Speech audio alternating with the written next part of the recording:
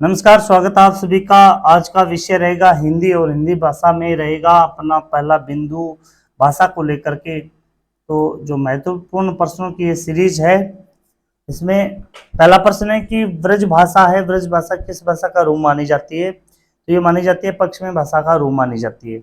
मगही किस भाषा की बोली है? तो मगही है ये बिहारी भाषा की बोली मानी जाती है।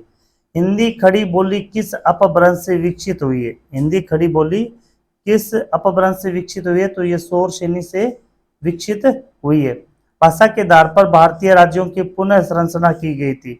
कब की गई थी? 1956 में। और पहला भाषा के आधार पर जो राज्य बनाया था वो था आंध्र प्रदेश।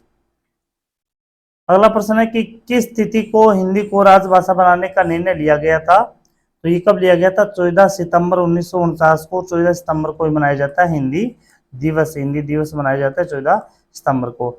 हिंदी की आदि जननी, सबसे आदि जननी पूछी जाती है, हिंदी की जननी पूछी गई है, तो यहाँ पर क्या रह जाएगा? संस्कृत। हिंदी दिवस कब मनाया जाता है? ये पहले बता दिया, 14 सितंबर को हिंदी दिवस मनाया जाता है। हिंदी की विशिष्ट बोली ब्रज भाषा किस रूप में सबसे अधिक है? तो इस भाषा से सबसे ज्यादा क्या लिखे जाते हैं? काव्य लिखे जाते हैं। तो इसका सबसे अधिक प्रसिद्ध रूप है वो कौन सा है? काव्य भाषा के रूप में। भारतवर्ष में हिंदी को आप किस वर्ग में रखना चाहोगे? तो किस वर्ग में? तो हम राजभाषा के वर्ग में इसको रखना चाहेंगे। अगला प्रश्न है कि हिंदी किस भाषा परिवार की भाषा है? तो यह एक बारोपीय परिवार की भाषा है, यानी भारत और यूरोप दोनों की कॉमन भाषा। हालांकि भारत में सबसे अधिक बोले जाने वाली भाषा कौन सी है? तो सबसे ज्यादा हिंदी का प्रयोग किया जाता है। हिंदी भाषा का जन्म माना जाता है। हिंदी भाषा का जन्म, हिंदी एक अपभ्रंश भाषा है। हिंदी एक अपभ्रंश भाषा है। इसकी जननी कौन है? संस्कृत। निम्न में से कौन सी बोली अथवा भाषा हिंदी के अंतर्गत नहीं आती? हिंदी के अंतर्गत जो भाषा या बोली नहीं आती वो निम्न में से है तेलुगु। ये भाषा है वो हिंदी के अंतर्गत नहीं आती।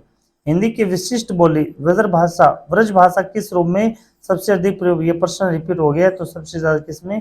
काव्य भाषा के रूप में। भारतवर्ष में हिंदी को आप, ये भी प्रश्न रिपीट हो गया, तो इसमें कौन सा आ जाएगा? राजभाषा। ढूंढाड़ी बोली कौन सी क्षेत्र के? राजस्थान के पश्चिमी भाग में। ढूंढाड़ी क्षेत्र कौन सा है? जयपुर, दौसा, इस क्षेत्र को ढूंढाड़ क्षेत्र के नाम से जाना जाता है।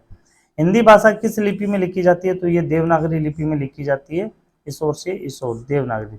हिंदी भाषा की बोलियों के वर्गीकरण के आधार पर छत्तीसगढ़ी बोली है।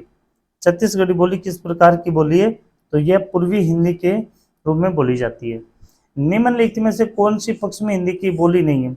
पश्चिमी हिंदी की बोली नहीं है वो कौन सी है इसके अंदर? वो है बघेली।